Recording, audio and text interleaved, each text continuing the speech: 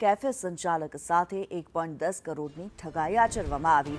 Farm house આપવાના બહાને 3 લોકોએ ઠગાઈ આચરી।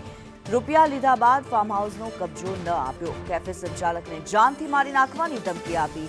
સમીર ગોરખિયા, જીતેશ વઘાસિયા સામે ફરિયાદ નોંધાવવામાં આવી છે। મનોજ શુક્લા સામે ફરિયાદ નોંધાવવામાં આવી છે। મનીષ પરમાર વધુ વિગતો સાથે જોડાયેલા છે। મનીષ, ફાર્મ હાઉસના નામે છેતરપિંડી કરવામાં આવી છે, શું માહિતી?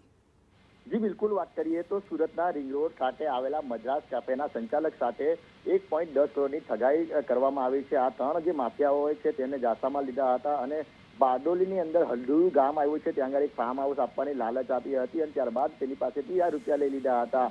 કોઈ પણ પ્રકારના દસ્તાવેજ નહીં કરી આપ્યા હતા અને ત્યારબાદ જે જગ્યા છે તે બીજાને વેચી દીધી હતી। સમગ્ર મામલે જે ફરિયાદી છે તે અઠવા પોલીસ મથકમાં જાણકારી આપી હતી અને અરજી કરવામાં આવી હતી। અરજીમાં તપાસ કરતા માલુમ પડ્યું હતું કે આ 3 લોકોએ છે એ ઠગબાજ હોય, કોઈ પણ પ્રકારનું ફાર્મ પર જે તેમનો જે કંઈ કબજો નહીં હોય, જે માલિકી નહીં હોય, એ છતાં પણ બીજાની જે કહેવાય માલિકીના જે ફાર્મ હાઉસ છે તે આ જે મદ્રાસ કેફેના જે માલિકને વેચવાની કોશિશ કરી હતી અને તેની પાસેથી રૂપિયા પણ લઈ લીધા હતા અને રૂપિયા પરત નહીં આપ્યા હતા। સમગ્ર મામલે તપાસ થઈ હતી અને અંતે ગુનો બનતા જે કહેવાય કે આ 3 વિરુદ્ધમાં જે અઠવા લાયન્સ પોલીસ મથક છે તેમાં ફરિયાદ નોંધવામાં આવી છે અને ફરિયાદના આધારે હવે તપાસ હાથ ધરવામાં આવી છે। જી ધન્યવાદ મનીષ આ માહિતી માટે।